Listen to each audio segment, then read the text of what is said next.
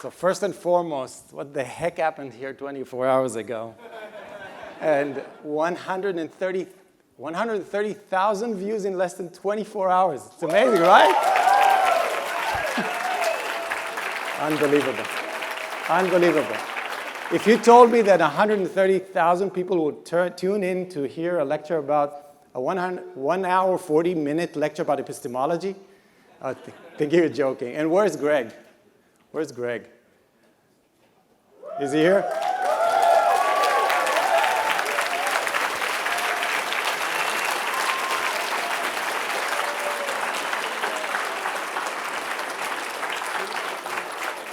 You thought you were a philosopher. You were a rock star. It was amazing. I enjoyed it. Did you enjoy it? Yeah, it was amazing. Okay.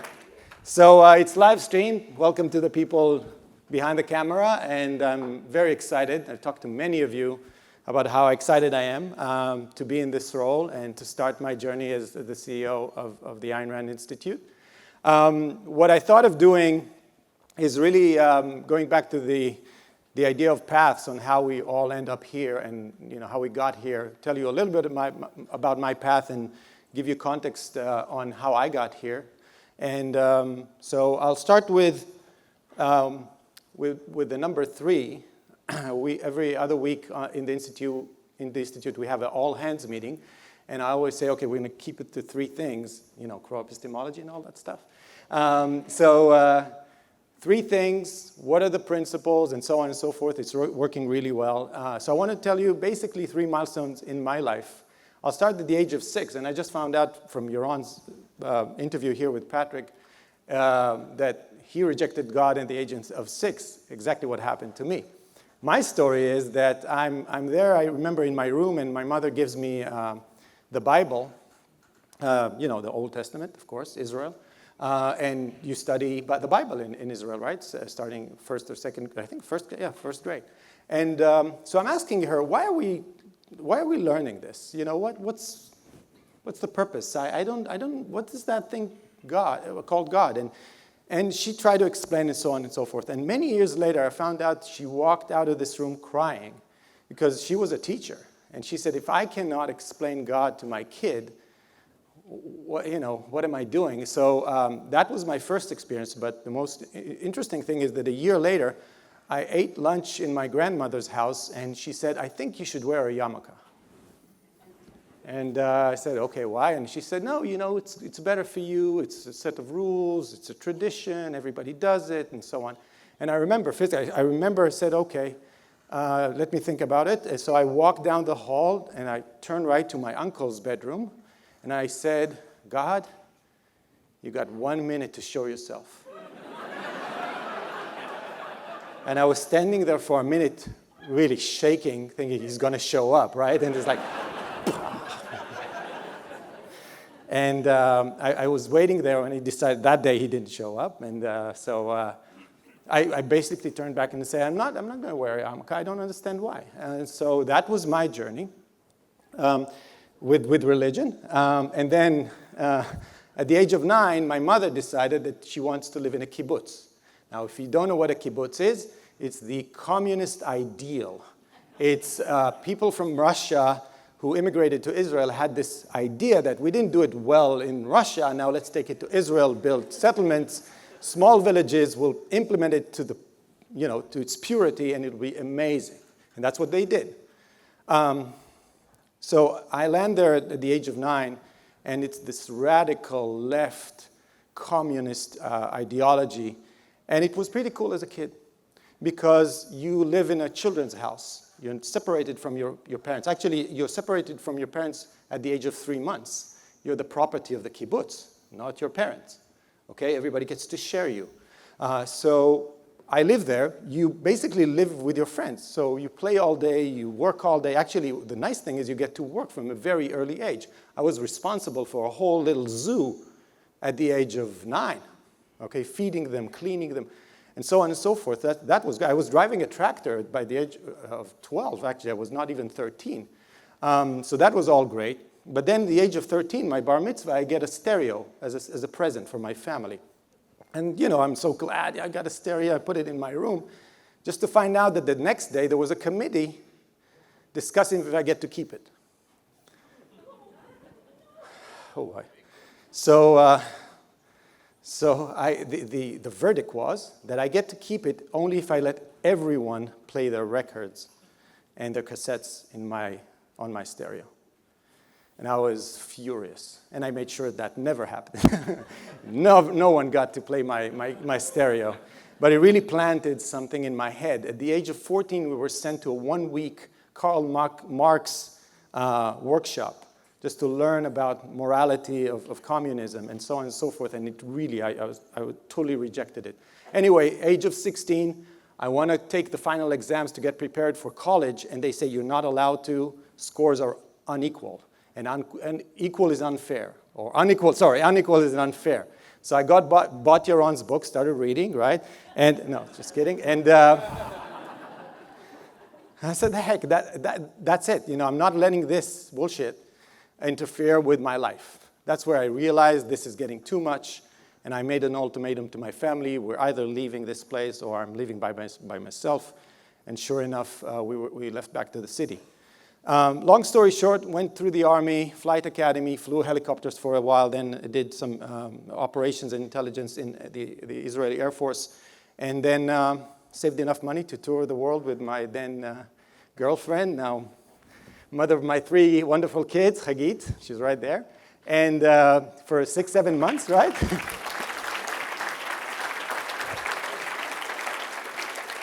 I think 7 months, right? 7 months we toured the Far East. It was great. I was doing Tai Chi in Thailand, and it was amazing. Became an industrial engineer. It was the thing I thought was kind of broadest education that I can take. And I was working as an instructor in this SAT preparation company, like a Kaplan here or Princeton Review.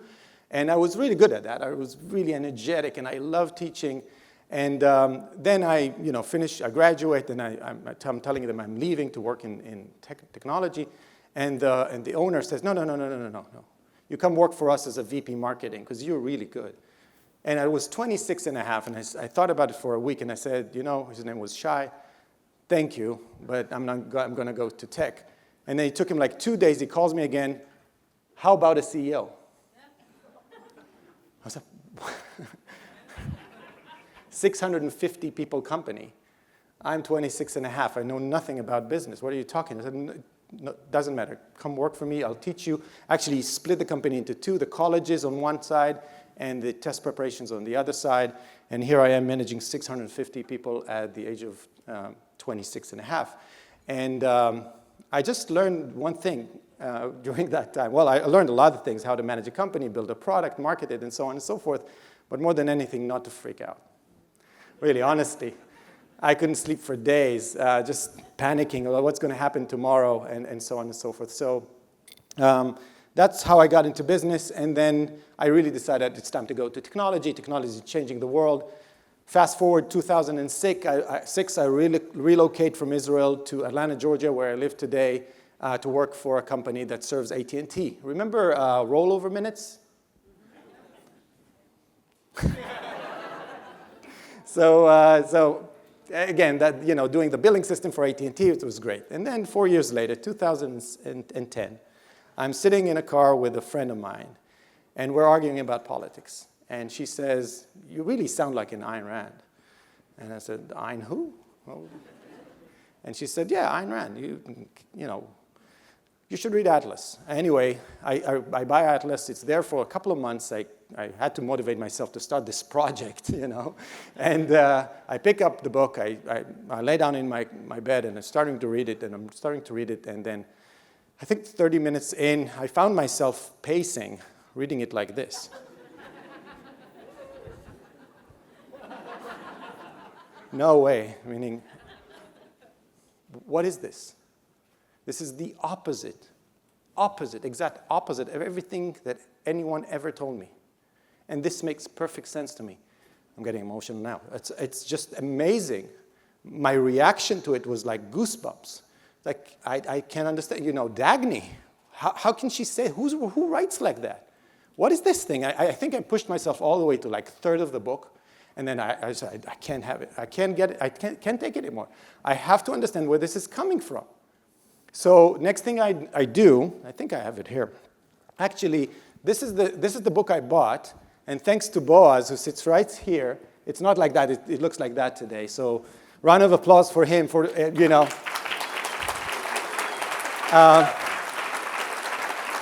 The translation I started reading was awful. This translation is amazing. So, but the first thing I saw, do you recognize this video? Is anyone in the room in this video? When Leonard Peikoff says in the beginning, philosophy is about 5 branches. You remember the chalk of the 5? He starts with metaphysics, epistemology, connected together to ethics. How should you live your life? And then left, politics, and aesthetics. I had to pause and say, wait. There is a field that actually asks those questions in that organization. When I thought about philosophy, those guys in the department downstairs, just below engineering, they were smoking weed. They were like talking nonsense. Philosophy were like people smoking cigars in dark coffee shops, talking about I don't know what.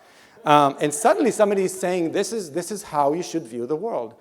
And it blew my mind. And so immediately I bought OPAR. And this book, I don't know. This book brought it home. This book was so organized, clear, so many examples. Everything made so much sense. And then I went and every reference it had to an Ayn Rand nonfiction, I went and bought the book. And I want to show you something pretty creepy. Who else has those kind of things of mind maps? You have them? You have them? Great. Okay. This is my creepy, all the way from reality to sex. You see? What more can you want? And I won't let you read the, so it's amazing. And then another moment in my life that I want to share, I'm in an airplane, window seat, and it was a reference to Introduction to Objectivist Epistemology. So, this little book, very quick read, I'll take it, one quick one. Right? What could be there? That's an introduction. It's not even the thing. So I open it. I start reading it as we're taking off. I get to page 22 in the bottom. I want to read it to you, okay? Because it took me a long time. And some of you will identify it for like two words in. Some of you maybe have not read it yet.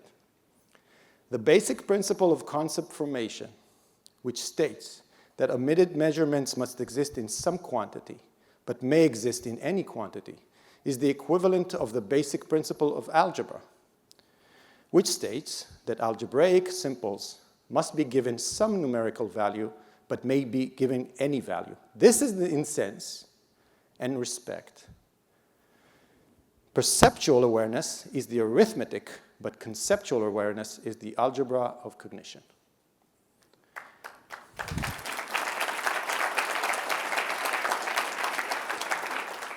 If you ever saw anyone with a blown mind, that was me in the window seat. That's it. I get it. And then when I got to conceptual common denominator, I got how I can think about a table correctly or incorrectly. It really showed me the way. And I said, now I get where it's all coming from. I really read a lot of physics before I read philosophy, because thinking that the truth is in the matter. Somewhere in the matter, I would find the truth, maybe in the particles, quantum mechanics, I don't know. But this is it. This is quantum mechanics for me. So very amazing moment. So this all led to an unbelievably difficult year in my life where, and your aunt told me once, you're doing things really fast. It's true. I did those things really, really fast. I remember, I think it was like a year in, me being consumed with this. I'm standing in my our walk-in closet and standing there and saying, okay, so what does it mean? What does it all mean? All of this, what does it mean to me in my life? And at that time, I took Gene Moroney's Thinking Lab. If you didn't take the Thinking Lab by Gene Moroney, you should, okay? because she teaches you how to put your thoughts on paper clearly, and I did that. And I realized I'm not living the life I want to live. I'm very successful, 22,000 people company. I'm a VP, managing tons of money. I was responsible for $1.2 billion in revenue. But I was not happy. So I thought a lot about what I want to do, and I wanted to create something for my own. So I joined my brother-in-law in a very small company called Base CRM. Where's Piotr? He has the logo on his shirt, okay? Show it. It's amazing. I don't know how this happened, but it's an amazing coincidence.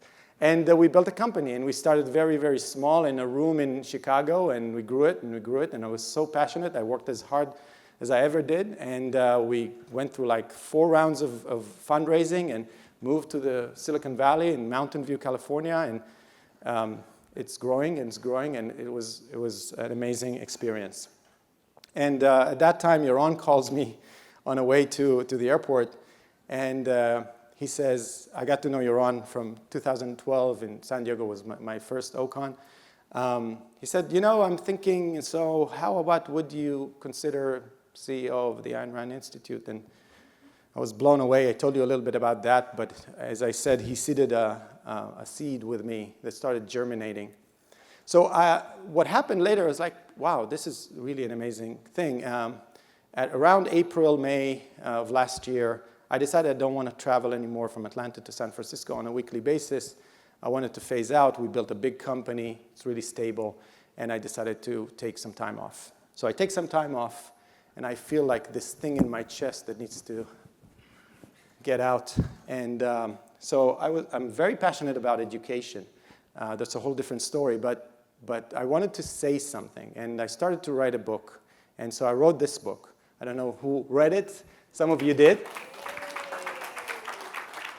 And my son here illustrated it, Ron.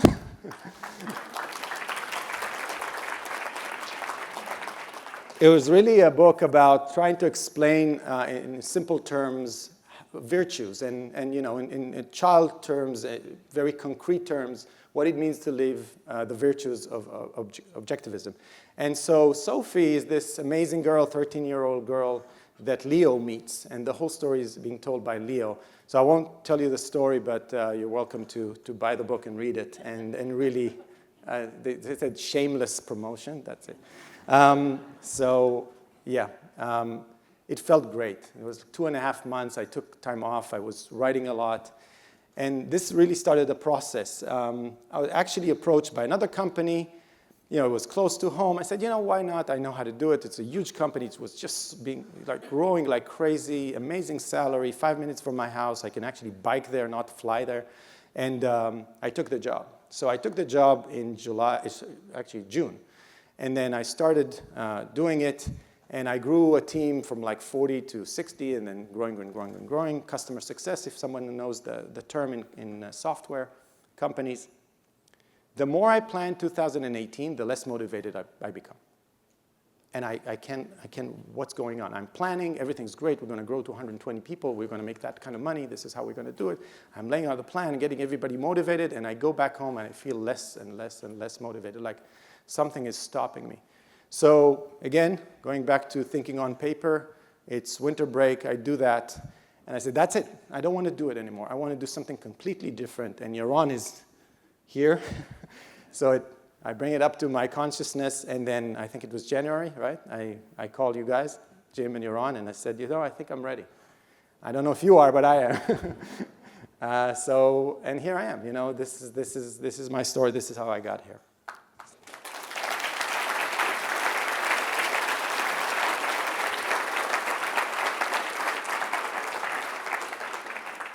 So I think it was March timeframe. I'm talking to Jim, and I said, Jim, it would be great if before I take the role, I want to think about it, send me all the materials, I want to kind of digest everything. I'm starting to read the Institute charter and what it means, and the more I read, the more confused I get. It's like so broad.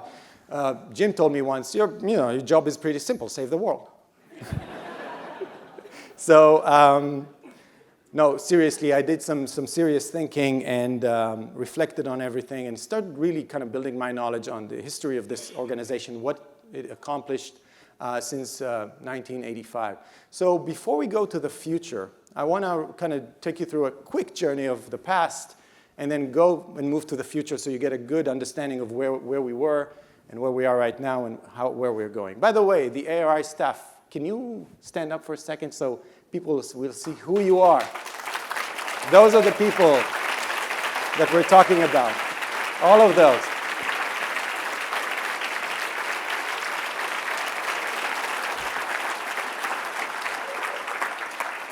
Not many.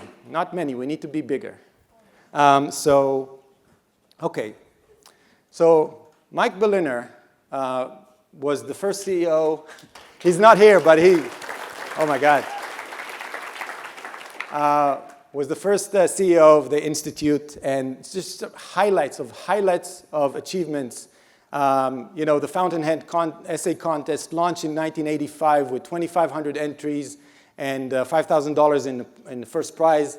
When he retired in 2000, he grown to 3 contests, adding Anthem and Atlas Shrugged, and it's one of the leading essay contests in the world today. Okay, and we're thinking about how to make it even bigger. And then our first seminar, are there any OGC graduates in the room? Yeah? Make some noise. Gene, you were amazing. You're on. Oh, Lisa, Tara. Pre-OGC. They didn't have a name. You sure you want to say that? But it started with Leonard Peikoff, Harry Binswanger, and Peter Schwartz, and this is how it started. And then ARI supported 2 publishing projects by Harry, his dissertation and his expanded edition of Introduction to Objectivist Epistemology, which seminal works and amazing works. And then the Ayn Rand archives were established, and we supported the Michael Paxton production of Ayn Rand, Sense of Life. Amazing achievement. Nominated for Academy Awards, and 3.5 years of Leonard Peikoff, the Leonard Peikoff Show. Now, if you didn't hear Leonard speaking on radio, you should. And here's my first ask, and I'm going to be much straightforward than I heard Yaron was making jokes about fundraising and all that. I'm going to be very direct, okay? What we do costs money. Okay, so I'll give you an example. We have 475 hours of Leonard on cassettes in the archives. We need money to digitize them. If you want to help to digitize all of it, it costs money. So come talk to me, come talk to one of the ARI development team. We want to digitize the 475. I don't know if Jennifer is in the room, but that's the exact number, and we want to fully digitize it. And then this is the first website. Pretty, huh? So it went live. And then the Relentless Yaron Brook takes over. You're on.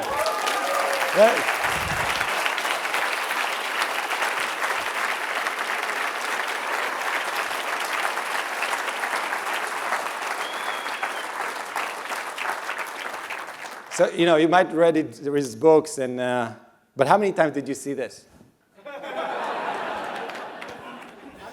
Hundreds. It's a phenomenon. I can't, every time he's on, I know exactly what he's going to talk about, but I still watch it. So that's the first thing that Yaron did. He hired Onkar. And he could have stopped there.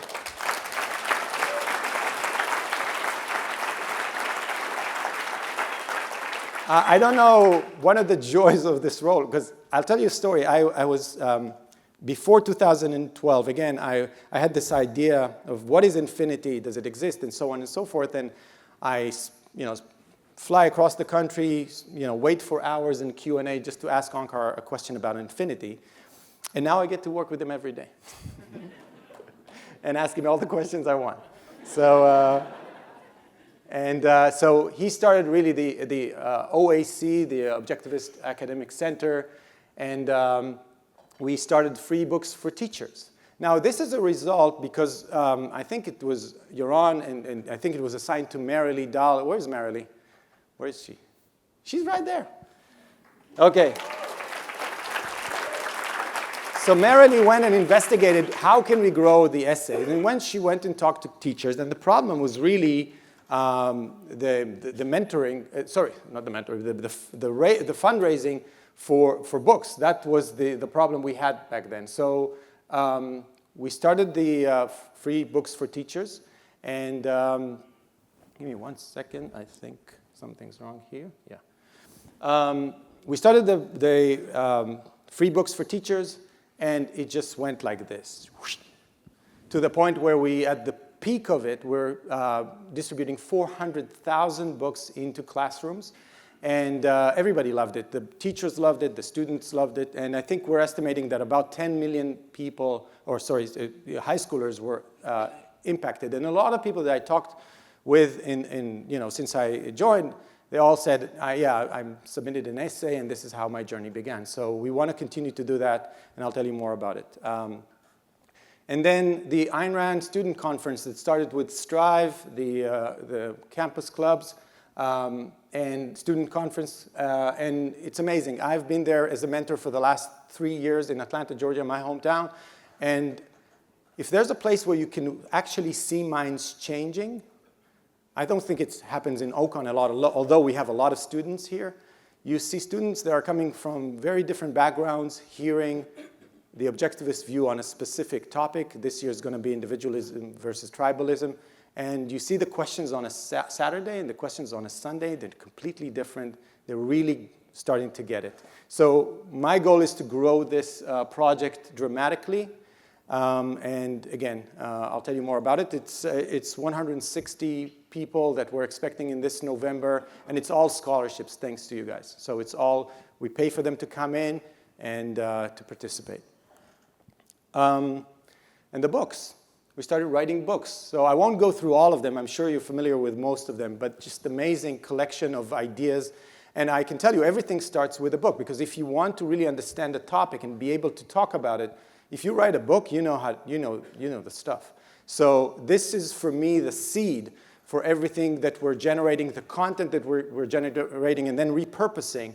And all of this accumulated knowledge turns into more and more content. And then started the Yaron Brooks show on a daily basis now. It's amazing.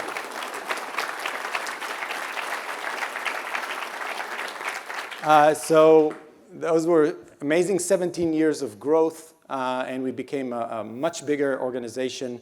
And then in 2017, I think it was January, right? 2017, Jim Brown took over. And I can tell you one thing.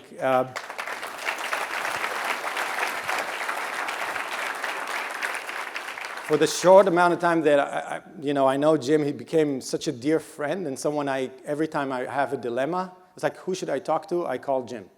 The voice of reason, the voice of thinking about the whole picture and understanding it. And in the short amount of time that Jim was managing the Institute, he brought in professionalism and processes and injected a lot of structure into the organization. And I'll show you a bit of his achievements. So did you read any one of the New Ideal, right? Essays? So it's really a platform for our intellectuals to write, to think, and have deadlines. So I don't know if Karla is here, but Karla is managing our content team, and she makes sure that now we have deadlines and we're producing more and more consistent content, stream of content, and we're very excited about this. And we're starting to add videos and Q&As and so on and so forth. We have reached the 400,000 entries in essay contests. It's just an amazing number. It's something we're going to continue to invest in. And I think Robert Bagley delivered by hand the 4 millionth book that we distributed. So 4 million books out there.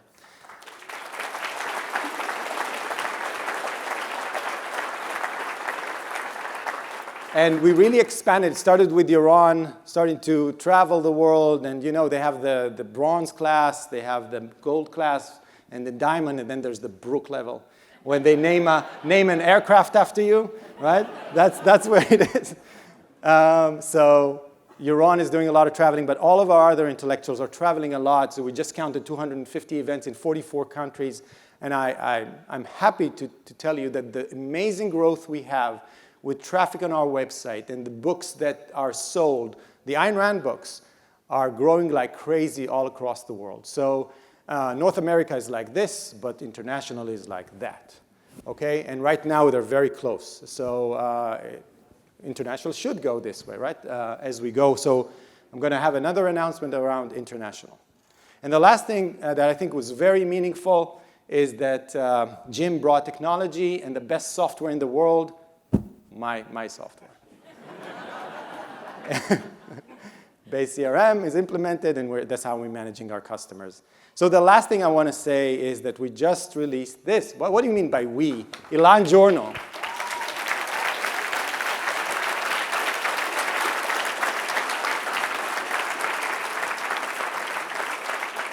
And as an Israeli, I'm going to take that book, travel to Israel, and hit everyone on the head with it till they get it. Really an amazing piece of work that looks at the Palestinian-Israeli conflict from a different perspective. So that's a little bit of the past, very short. I want to talk a little bit about the future. For me, this quote of anyone who fights for the future lives it today is really the reason I'm here. I was thinking about it a lot and connecting it with my passion for ideas, my passion to see the world and change the world, and that says it all. I feel that I live it every day. I get to be around people that want to live it every day, and it's just amazing. So this is very inspiring to me. So before I move forward, I want to do something interactive here. So everybody take their phone out for a second. Just take your phone out. It can be a BlackBerry in your case. What? No, Ron and I have a lot of. He's the one that suggested the Israeli conspiracy, by the way. So what I want you to do is to think about the first word that comes to mind when you hear the name Ayn Rand. What I want you to do is to text OCON, the word OCON, to the number 22333. So the number on the top, 22333. And when you text the text itself, put OCON and press send. And you should be getting a response. Raise your hand if you're getting a response so I know that it starts to happen. Starting to happen. Yes? You're starting to get responses? Good, good. Give you 10 more seconds. Okay, so it now tells you that you're registered. And what I want you to do next is just think about one word and start sending it. I gave mine. Okay? This is mine. Now, start sending it.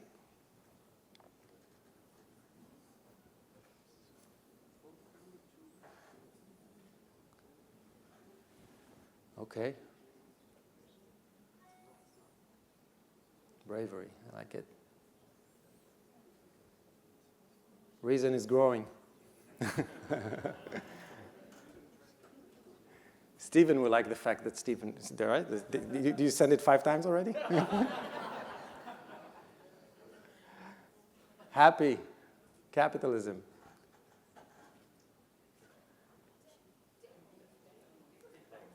Wow.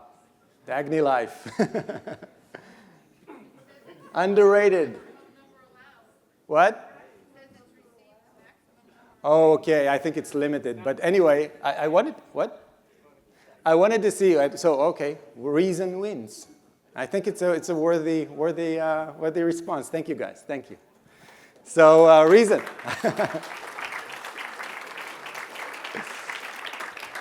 Okay. The first thing I started with, I take missions very seriously. When someone creates an organization, they sit down and they write, why am I doing this? What's the purpose? And that defines what success looks like. And I took one part of a document that was written by Leonard Peikoff.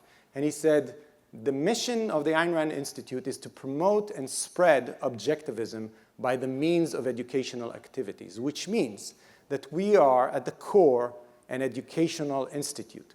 We focus on education. That's what we do, okay? So I really broken it down word by word.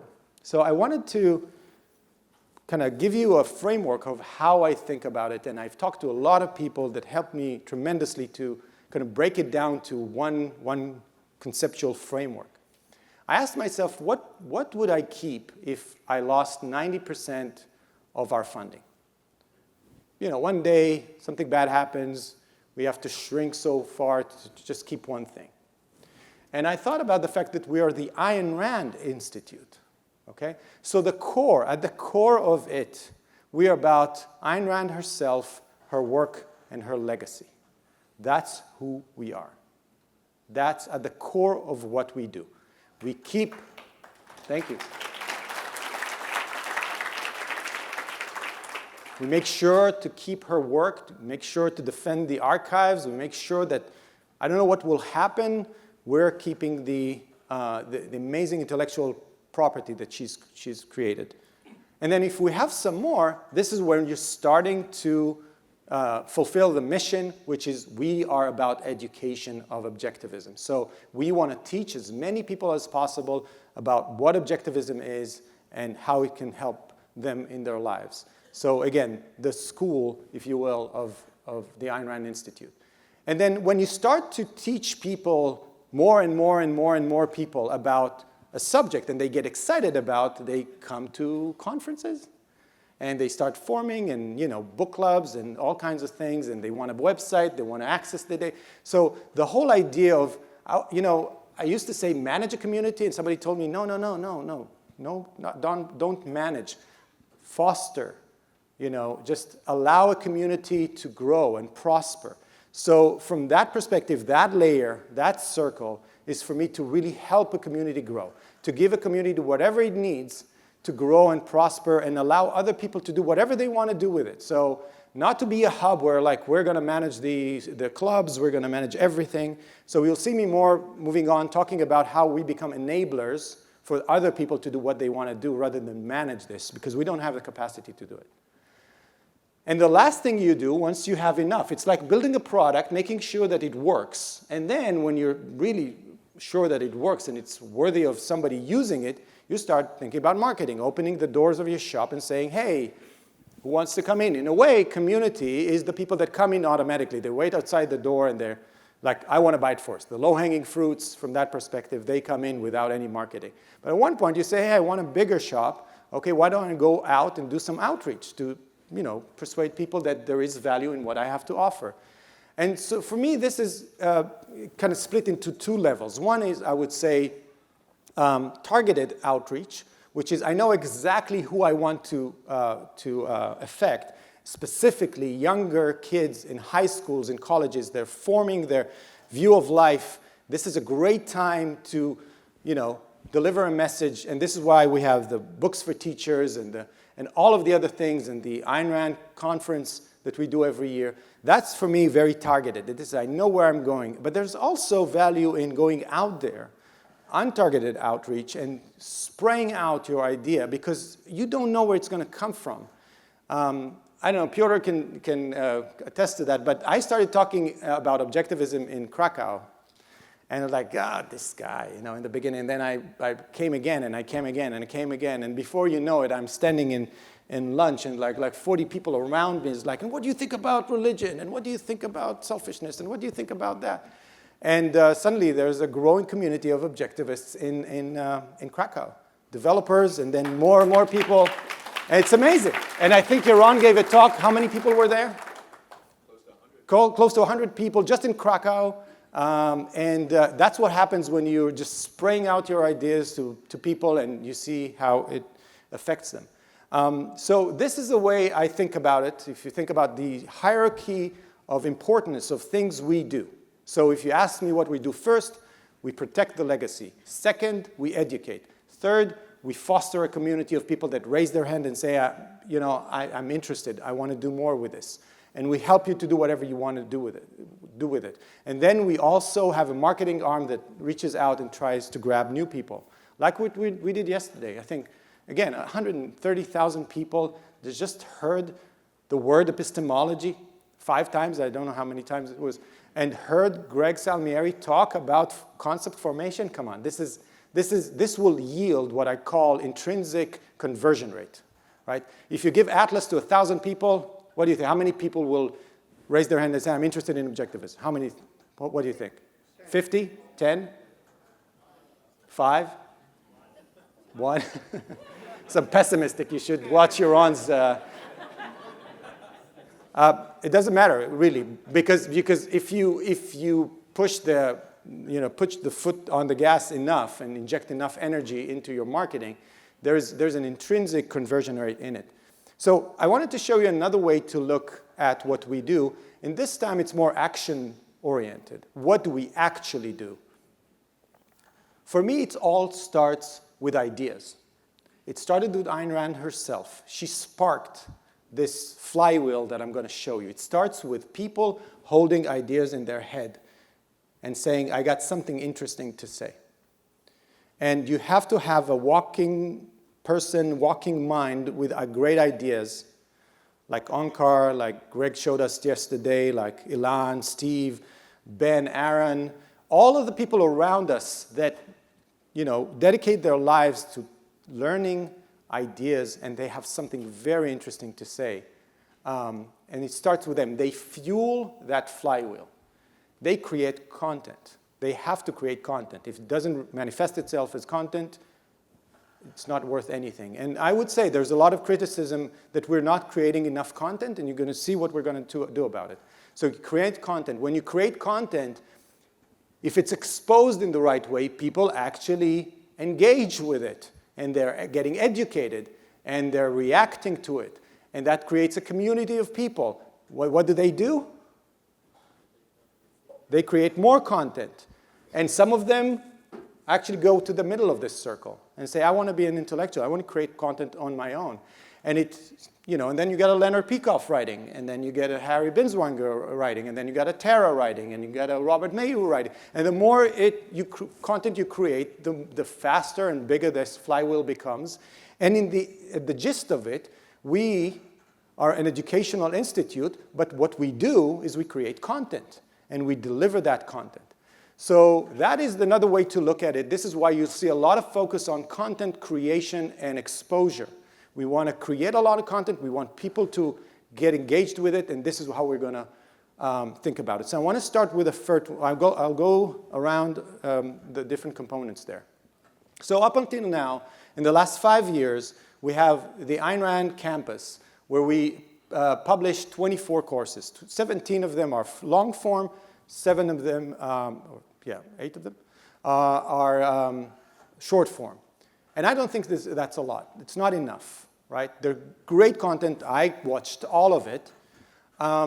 So here's the first thing we're going to do. We're going to create 10 times more content every month. How do you measure that? I measured the hours of content produced by the Ayn Rand Institute all across the previous months. And Lucy, who works in our content development team, the content program, calculated that in the month of May, we produced 6.5 more times more content. In June, we're going to do about I think 8. And then by July, we're going to be at 10. And moving forward, she thinks we can have the capacity to about 12 times more content published. Okay. If you log in to the Ayn Rand campus right now, you'll see a new design. It looks like that. It's fresh. Fresh photos, fresh people interacting with the novels. And we just released the Ayn Rand at the Ford Hall Forum course. We're talking about 19 years of courses, year after year after year after year, bundled into one course. And I'm going to walk you through each one of them. The intellectual bankruptcy of our age, and then America's persecuted minority in 1963, and the fascist new frontier in 1963, and then is Atlas struggling in 1964, and so on and so on and so on. I won't, for the sake of time, all of those 19 amazing lectures are there in one course. I didn't count the hours, but it's like dozens and dozens of hours of content. So all of this in one course, if you go to campus, it's there right now. We just push the button.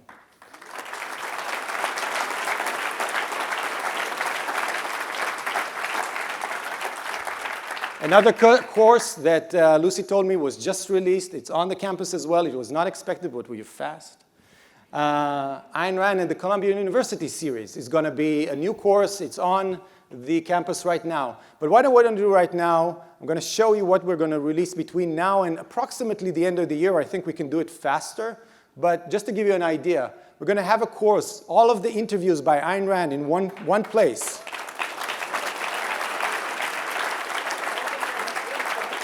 What?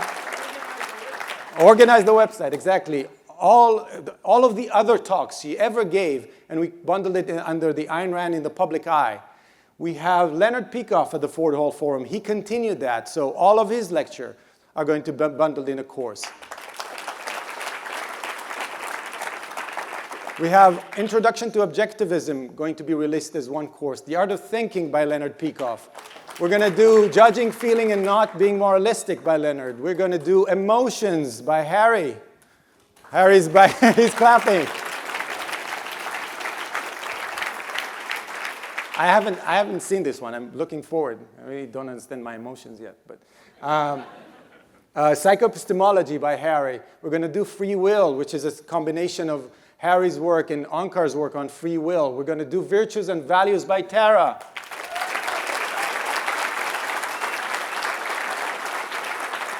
And self-interest, that's you taking a selfie. And Religion and Politics by Onkar. And we're going to do The Study of the God's Speech by Onkar, an amazing one. We're going to do What is Liberty by Onkar and Greg. And then we're going to go deeper with Robert Mayu, Aristotle's Aesthetics, and Theory of Knowledge with Greg. And we're going to do even the Religion, Atheism, and Morality by Onkar, Robert, and Greg together. So that's just a glimpse of what we're going to do moving forward. But I think Ron just said, organize your website, right? So one of the things that I've learned managing an educational institute, that it doesn't matter how much content you have, it's the organization that really matters. How do I approach it? And I don't know about you, but I found myself lost in the journey of understanding objectivism, of what should I consume next. So somebody recommends a book, I go read it, but it has nothing to do with what I just read, only to find out 6 months later that the next level is in another place, another essay. So what we're doing, and Aaron Smith is responsible for that, we're going to create tracks, okay? Learning tracks. If you're interested in epistemology, if you're interested in Ayn Rand herself, if you're interested in virtues, we're going to create learning tracks, and it's going to be organized. That's going to take us a little bit of time, but in a couple of months we should be there. And so that is all content, amazing amount of content. And if you go to the Institute on the 4th, you're going to pass by a library of cassettes and discs and like decades of content that was not released yet, and we're going to, in the process of getting faster and faster, we're going to be the Amazon of objectivism at one point. That's how I call it. Everything in one place. But what about new content? Rand herself, for decades, understood that she needs to continue to write and apply the ideas in the matters of the day. So all the Objectivist and the Ayn Rand letter and all of that was just an attempt to continuously show people fresh, relevant content that attracts them and starts a journey for a lot of them. So what about that? We're introducing the Ayn Rand webinars, a weekly webinar with one of our intellectuals. And you can see those are already live. The Ayn Rand Ford Hall Forum discussion, and then Onkar is scheduled Introduction to Objectivism, 4 sessions live, like Yaron is doing, with a Q&A at the end. So you don't have to fly to the other and wait for an OCON to ask Onkar a question. You can ask them right there and then. But it's going to be, this is just the beginning. We just started to schedule. But we integrated a webinar platform to our website. We're going to start bombarding you with emails about more and more webinars. And please send us your thoughts about what the next webinar should be about, okay? So that's going to go a long way in teaching more and more people about objectivism. So the registration is open. If you're not registered to the Ayn Rand website, please do. Another thing about creating new content is that our marketing team wants you to volunteer if you want to help us in creating and maybe repurposing a lot of existing content. You know how you take like a video and you said, those like 15 seconds are just amazing. What if I just put it in a video, I put it on Facebook and so on. So we don't have enough editing power, right? And I think somebody took one of Yaron's talks and became like, the person is here? Who did that? Who did that? There he is. How many views? About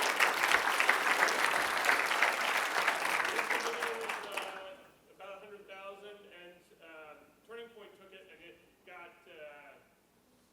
millions. How many? Do you remember? 7 million. 7 million views. So honestly, if you want to help us, Jennifer Miguel is our social media coordinator. She would love if you have ideas or you want to help us, we'll send you content, you edit it. Anything you think about where you can help us generate more interesting content. We just don't have the capacity to think about everything. So anything you can do will help us with that. So this is about content. I want to move on to exposure and distribution. I have one thing to show you here, and Dakin is smiling. We're going to put all of it on YouTube.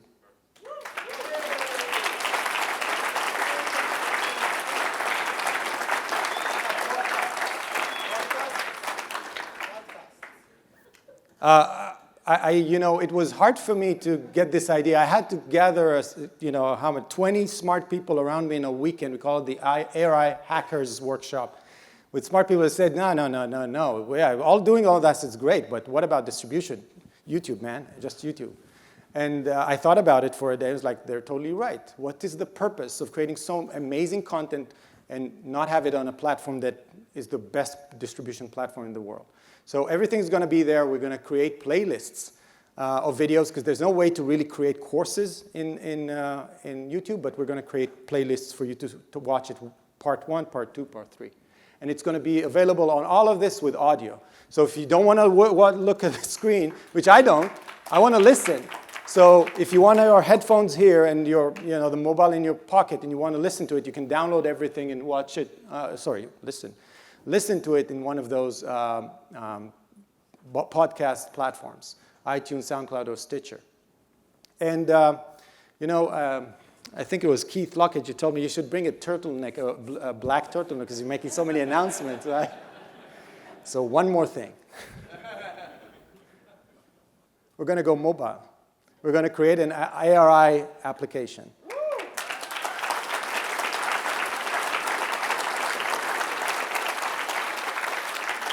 I have a great friend. His name is Lior. He's watching on live stream. I hope he's back there in Atlanta. He's volunteered to work with us on this, kind of migrating all of our content into a new platform that will allow us to build a new, stack. In the top of it, there's going to be a mobile platform. So I don't know how long it's going to take us. We don't have the money yet. I'm going to make the ask in a minute. But that's where we are. Okay. We have the Objectivist Academic Center. If you don't know what that is, you're missing out. When I talked to all of the brilliant people around the Institute and in the Institute, they told me all of them said the same thing. An OAC changed my life. I was exposed to the best education ever, and that program taught me how to think clearly. And I was like, okay, what is that thing? Because I heard about it for young people who want to maybe become. No. It's an amazing curriculum that takes you one step after the other on how to think clearly. Yes, you study Objectivism and other philosophers and also critical thinking. Those people are leading this program, and I want to show you what Stephen Ladies and gentlemen, this is John Galt speaking. Kidding. This is actually Stephen Chube speaking. I am an actor, a singer, and a proud first-year graduate of the Objectivist Academic Center. This past year was a total intellectual joyride, truly. The OIC is a place where you engage with brilliant fellow idea-loving students from around the globe in an open atmosphere of benevolence and free inquiry. Together, we grappled this year with some of the eternal questions in philosophy. What is free will, and do we possess it? What are values, and why do we need them? What are the foundations of a free society? And the most important question of them all, how do we know what we know? Now that is a good question. So come to the OAC, philosophy fans, and find out. So that's what Stephen thinks. Now, and if you want to meet celebrities, OAC is a great place to meet celebrities. Sun Tzu once said that if you know yourself, but not your enemy, for every victory gained, you will suffer a defeat. But if you know yourself and the enemy, you need not fear the result of 100 battles. That's a good word. I think I'm speaking to the converted when I say that we are in the midst of a great battle.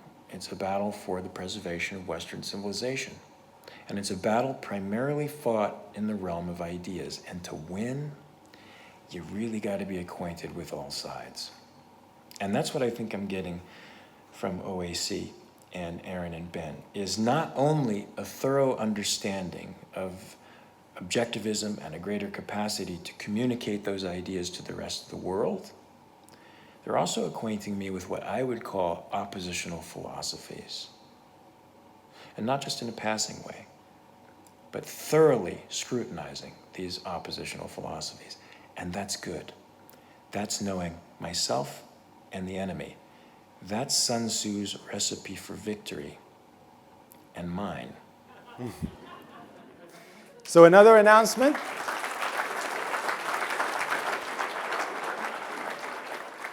OAC is open for all of you. All of you. Each and every one of you can register to OAC today and take a 1 hour a week. That actually, it's more than that. It's like 3-4 hours of work at least. But it's going to cost you money because we don't have the money right now to sponsor everyone. It costs us a lot. It's a lot of our manpower implemented in that. But the cost is going to be $28.50 a year. It's nothing compared to what you're going to get. And you're going to get 3 years. Now, you can choose. You can take year 1, year 2, or year 3, or all of them. Okay? Some of you will be auditors, which is, well, most of you will be auditors, where we really won't invest in, you submitting long essays and we're scrutinizing and giving one-on-one time. That's not going to happen because we don't have the manpower. We're going to invest that in future professional intellectuals. Okay? We're usually going to be on scholarship in that program, but you get to be right there and then when they're getting, educated. So year 1 is going to be about philosophy in general. Really understand the principles of objectivism and Ayn Rand alongside other key philosophers. Year 2 is going to be about objectivist methodology. That's amazing. How are we thinking about methodology, not just the content itself? And then if you want to go to year 3, developing intellectual skills and learn to read, learn to write, and analyze intellectual work and what it means to think through an issue from an objectivist perspective. An amazing, life-changing experience. If you want to register, talk to one of us. And the young people in the audience, the students, if you're up to it and you want to be a professional intellectual, this one is for you, and we're going to pay for it. So this is OAC. Yeah.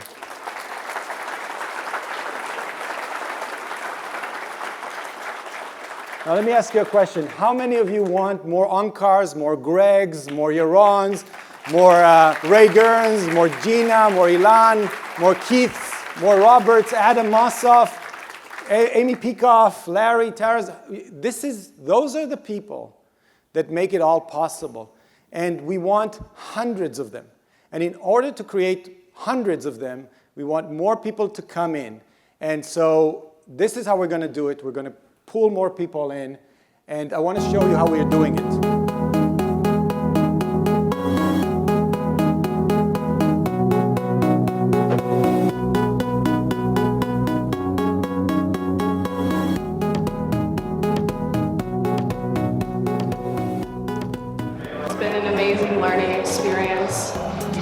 fun, met seeing familiar faces, and just getting to dive even deeper into objectivism. Any Objectivist conference is excellent because you get to meet so many incredible scholars and intellectuals who have profound insights on philosophy, on ethics, politics, and psychology as well. And we're just connected with lots of resources that kind of take a different perspective of a lot of things that you learn at universities. So I'm excited to get some more of that this year.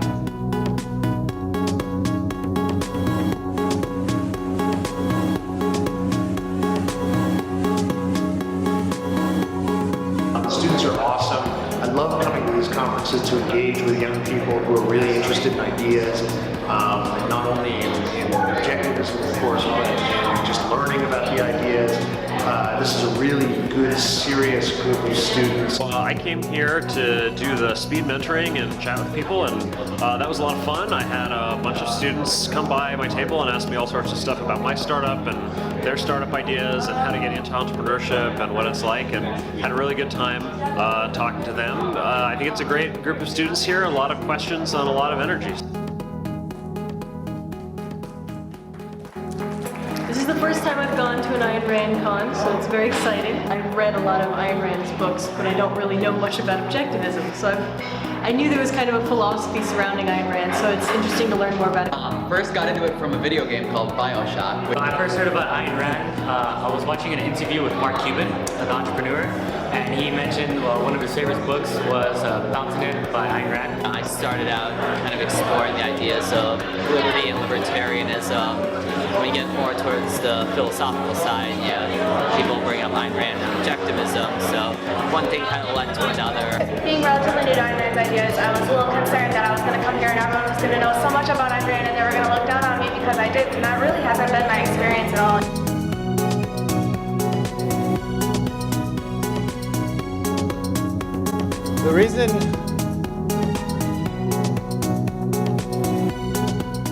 The reason why I chose to show you, yes.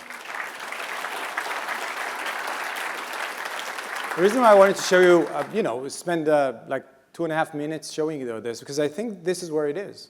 I don't know if you identified the next Onkar, the next Yaron, the next Alex Epstein, the next, I don't know who else, right? But they're there.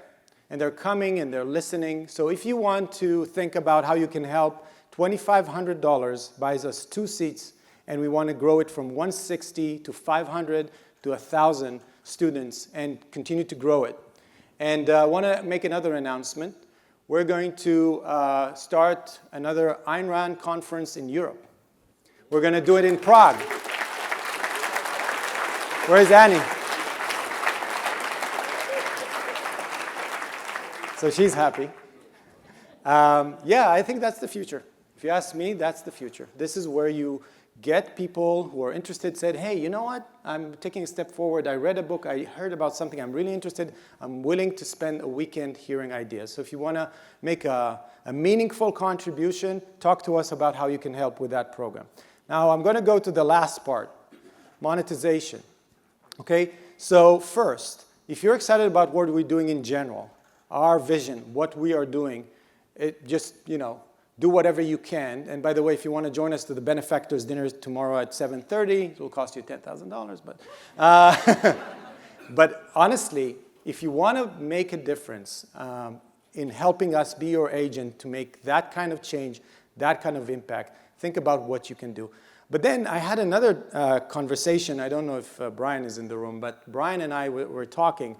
And we're talking about monetization, and I told him, we're going to create so much content, but how do we charge for it? Maybe put a paywall and charge maybe $10 a month for people to view the content. Maybe they'll pay.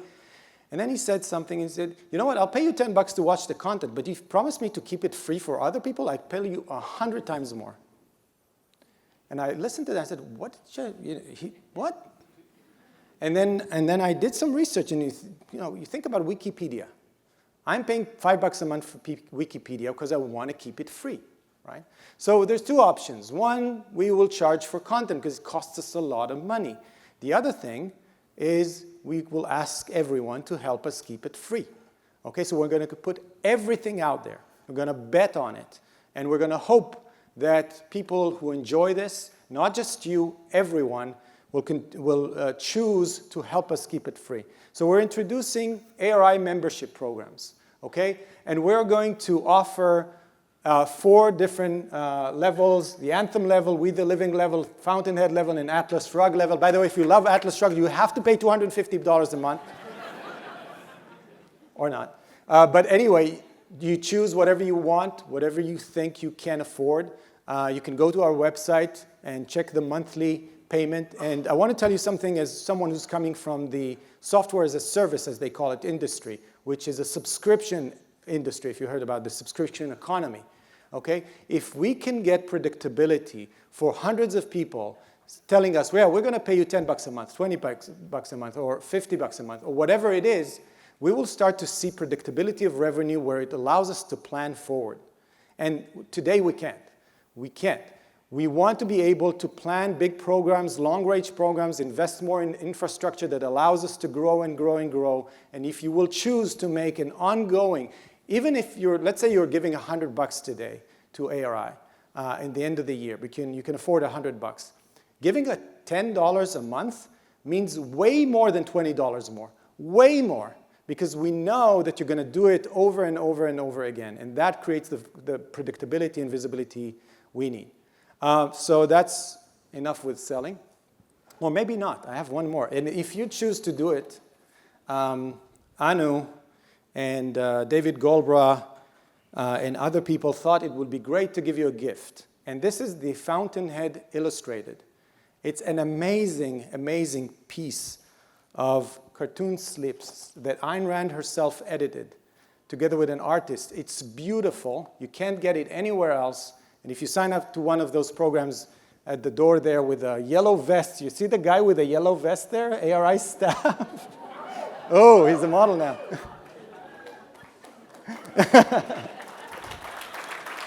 If you tell one of them you're, yes, exactly, we worked on it.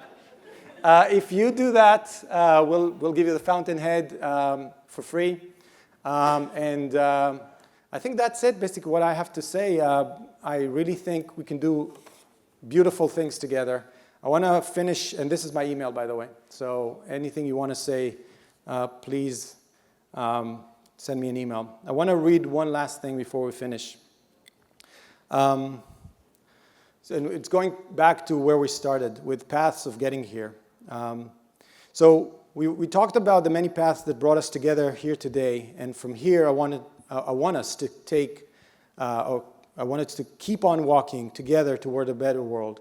You know, for us, it's not an empty, those are not empty words. We want to make the world a better place, not by sacrificing your time or your energy or helping others or giving some of your wealth and serving the ones in need. For us, what it means that we can't, and by the way, we can't allow using the same kind of poison that we have all around us to rule the world. What we want is more of Ayn Rand, amazing ideas, amazing content out there, and we want to make our lives better now and into the future. And I feel like Ayn Rand Institute is about keeping the flame burning, so let's keep it burning. Thank you.